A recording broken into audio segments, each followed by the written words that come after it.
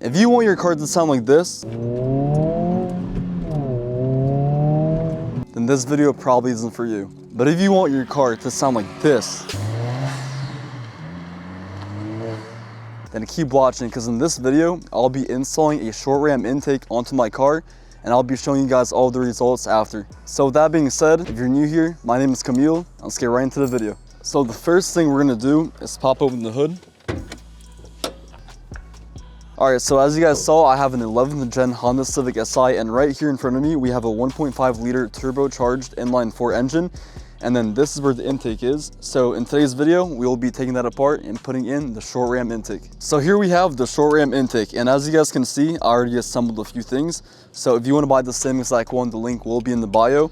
However, what I did over here was connected these 3 screws right over here to the main base.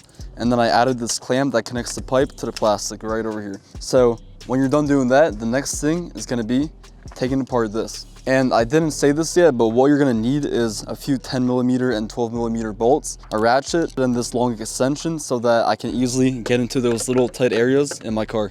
Okay, so to remove these 2 clamps, you're honestly just gonna have to remove this one, because once you get this off, you can pull this whole part all together. So as you can see, I have a 10mm right here. It fits.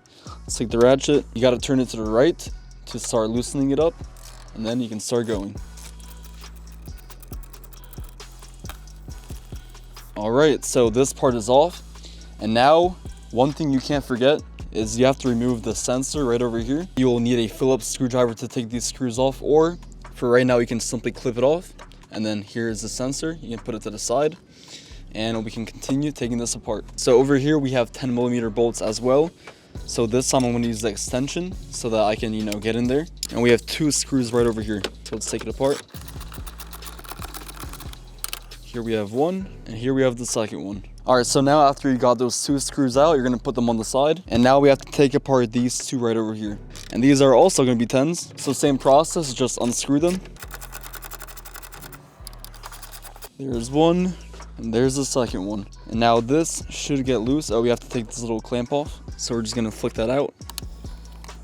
All right, the clamp is out. And now all you have to do is go down here. There's like a little rubber thingy. You gotta pull the intake off of it, and now it'll all come out in one piece. And look at this. This weighs so much. This alone is probably like 10 pounds, I would say. Maybe not 10, like 5. But hey, compared to this, there's a huge difference, and there's gonna be a big difference in sound as well. All right, so for the intake, all you're gonna do is, you see this little rubber thingy? This has to go back into this position right over here. So that's gonna go right back into here. You have to pop it in.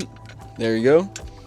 And now as you can see, this is where the other housing was. So same thing, you're gonna put it right here. And then you have to connect this pipe to that. Wiggle it a little bit. All right, and now we gotta put these screws back in. And since we have so much more space, we don't even need this extension. We can simply just have the ratchet, and we can go ahead and put it back in. And before you actually try to use the ratchet to attach it, I would say just pre-put them in so it's easier for you later. All right, so those for some reason did not want to go in, so I bought these 5mm 8x16 little screws. So let's take them out and let's put them in. That should do the trick. All right, first one, there we go. There's the second one, and I'll just tighten it up. And a lot of people actually take this apart and leave this in here so that the air can go through. But honestly, I'm not gonna leave it in because there's still space for the air to come in, and there's a lot more open space for this to breathe. So I think it'll be good now. And also do not forget to unplug the sensor, because that's gonna go right in here, and then you're gonna connect the clip right to it. So that's all you need to do to install the intake. All right, and also do not forget to tighten up this clamp right over here. All right, there we go. All right, so I have to go home. I forgot my Phillips screwdriver. I thought the flathead was gonna do its job, but nope, it did not. So now the next step is going to be taking off the map sensor right over here, and we're gonna be putting it right over here. So let's do that right now. All right, and just like that, the sensor is out. You can put this on the side, no need for that anymore. And now we're gonna put this right over here, just like this. Instead of tightening it right away, let's put the second one in, and then let's get this one. All right, check it again, good, not too tight. And now let's get the little sensor, plug it back on, make sure it clicks. Now it's good to go. So make sure this is screwed in all the way. make sure this is screwed in. Make sure the sensor is in, because if the sensor is not in, you may get a check engine light on your dash. But yeah, so make sure you have all those things.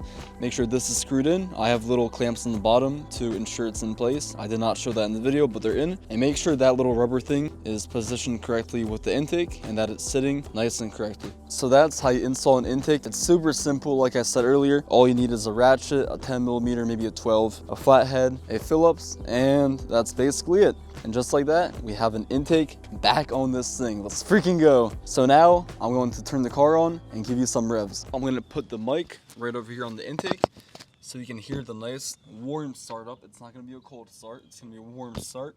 And then I'll give you a few revs.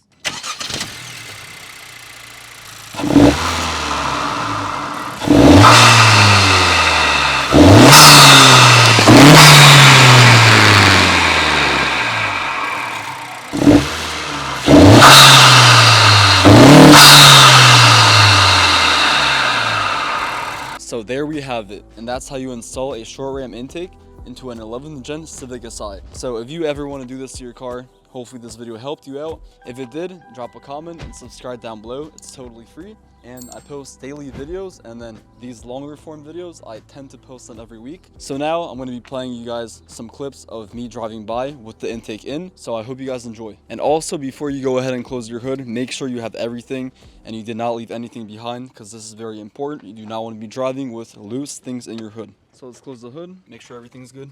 All right, now let's play the clips.